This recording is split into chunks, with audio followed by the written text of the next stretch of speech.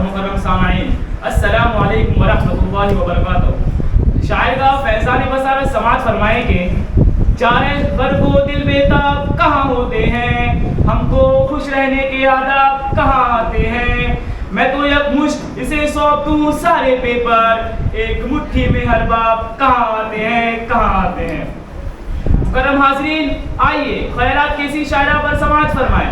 मेरा मौज़ू सुखन पेपर लीक एक अलमिया। मोहतरम हाज़रीन, आम आदमी पार्टी के राघु चड्ढा ने राज्यसभा में कहा कि इंडिया में गुज़िश्ता 10 सालों में मरकज़ नौजवानों को अच्छा तालीम निज़ाम फराहम ना कर सके, जिसकी वजह से 35 लाख का मुस्तक़बिल तारीख हो रहा है। इस हुकूमत में कभी वहम घोटाला होता है, तो कभी यूजीसी नीट के पेपर लीक होते हैं, तो कभी तेलंगाना सेकेंडरी स्कूल हिंदी इम्तिहान का पेपर लीक होता है, तो कभी महाराष्ट्र में टीटीई का पेपर लीक होता है। ऐसा लगता है इम्तिहान माफिया ताकतवर होता जा रहा है। दरअसल हिंदुस्तान में 2 तरह के आईपीएल चल रहे हैं। एक गेंद और बल्ले का खेल है, जिसे इंडियन प्रीमियर लीग कहते हैं। दूसरा इंडियन पेपर लीग, जिसमें मुल्क के लाखों तलबा का मुस्तकबिल दांव पर लगा हुआ है।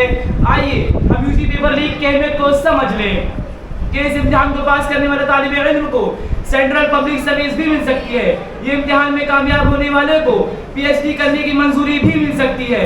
इसी तरह टेक्निकल शोबे में तलबा को 30,000 तक की स्कॉलरशिप भी मिल सकती है। ये मुल्क का सबसे अहम मुकाबला जाती इम्तिहान है।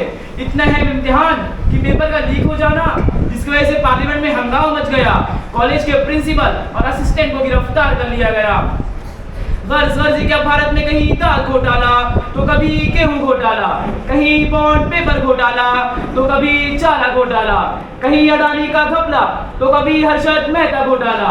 और इसी सियासत का फायदा उठाकर पेपर लीक जैसा अलमिया भारत के माथे का कनक बन गया है। नकल करने वालों ने लाखों रुपये देकर असल पेपर हासिल किया, मगर अंजाम क्या हुआ? 144 तलबा पकड़े गए। नकल करवाने वालों ने लाखों रुपये कमा लिए।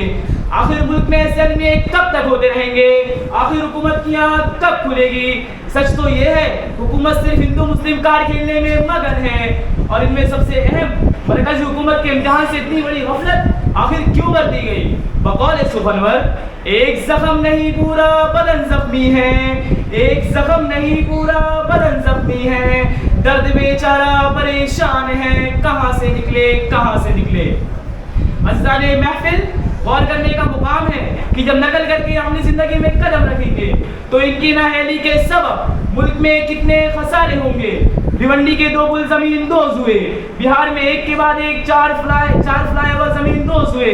जाहिर है नाअहल इंजीनियरों का कारवां रिश्वत देकर अपने टेंडर मंजूर करवाता है। फिर तो यही होगा कि इनकी नाकिस तामीर ढोल बजाकर जमीन दोज होगी।